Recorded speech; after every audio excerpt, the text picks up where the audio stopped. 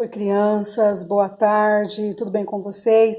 Estamos começando mais uma semana das nossas aulas em casa. Vamos iniciar a nossa semana com uma aula de língua portuguesa. Estou aqui com o nosso livro de língua portuguesa e nós vamos dar continuidade à leitura e interpretação do gênero textual Poema de Cordel que a gente iniciou a semana passada.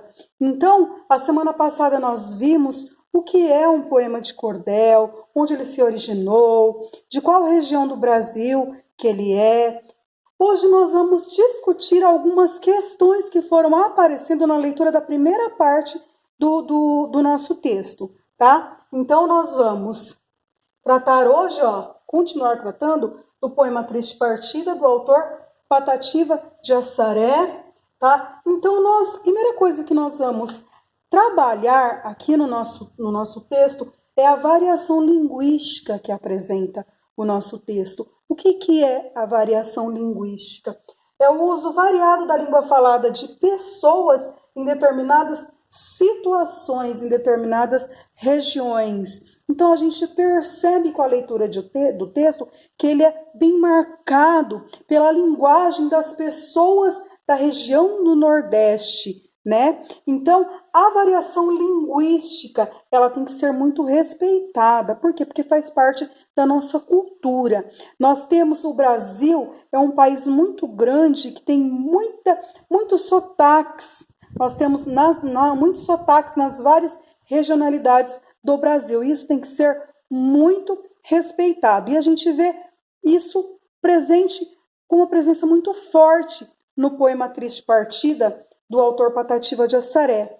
Na variação linguística também, a gente vê a linguagem formal e a linguagem informal. O que é a linguagem formal e a linguagem informal? A linguagem formal é aquela linguagem é aquela linguagem mais séria que a gente se utiliza para falar em determinadas situações. Por exemplo, quando a gente vai falar com o diretor da escola, com a professora ou com o médico, a gente não vai falar de qualquer maneira, a gente não vai ficar fazendo brincadeiras. Já quando a gente fala com os nossos amigos na hora do recreio, quando a gente fala em casa com os irmãos, com os pais, com os parentes, a gente se utiliza de uma linguagem mais simples, a gente não se preocupa com a maneira com que a gente vai falar, tá? Então, essas são a linguagem formal e informal. Outra coisa que aparece no nosso texto, que a gente discutiu também no nosso texto, é o eu lírico. O que é o eu lírico? O eu lírico, ele é presente no poema. O que quer dizer a palavra lírico? A palavra lírico quer dizer repleto de sentimentos.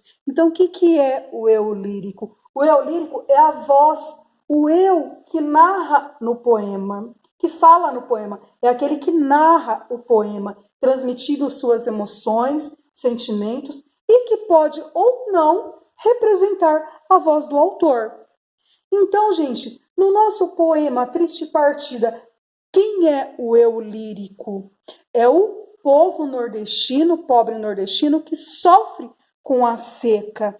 Então, o eu lírico nem sempre é o autor, é quem escreve o poema. Então, quem escreve o poema pode estar se utilizando de outro personagem, de outro eu, para transmitir aquilo que ele quer passar no texto, tá? Então, esse é o eu lírico. Qual que é o eu lírico do nosso poema Triste Partida? O povo nordestino que sofre com a seca, tá? Outra coisa que vai aparecer no nosso texto também é a linguagem figurada. O que é a linguagem figurada? É aquela em que uma palavra ou frase expressa uma ideia ou um sentimento por meio de outra palavra ou expressões. Então, a gente percebe no nosso poema que o escritor ele se utiliza de expressões para falar outra coisa. Quando na primeira estrofe ele termina falando da fome feroz que se tem na época da seca. Então ele fala assim, da fome avassaladora, mas o feroz, ele não tem esse sentido da ferocidade de uma fome, mas assim, de um animal feroz, mas ele usou a palavra num sentido figurado, não no sentido real que a palavra tem.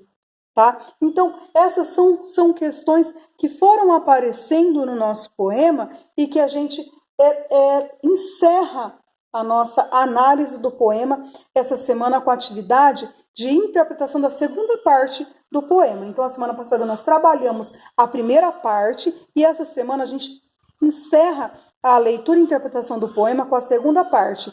Então, quando a gente ler o poema inteiro, quando a gente ler o poema completo, a gente vai ver que ele é composto por 19 estrofes. Então, a gente trabalhou a semana passada o que são estrofes, o que são versos, os que são rimas. Se ficou alguma dúvida, vai no vídeo da semana passada, dá uma olhadinha.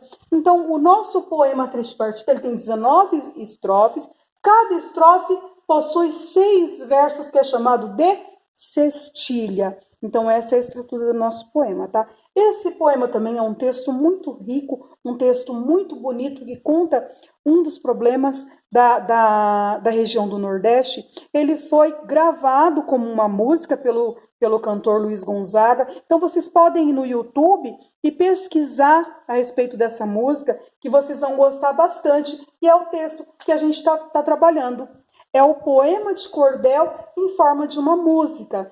Então, pesquisem, ouçam a música, apreciem, que faz parte da nossa cultura, tá? Então, assim a gente encerra a nossa leitura e interpretação de poema.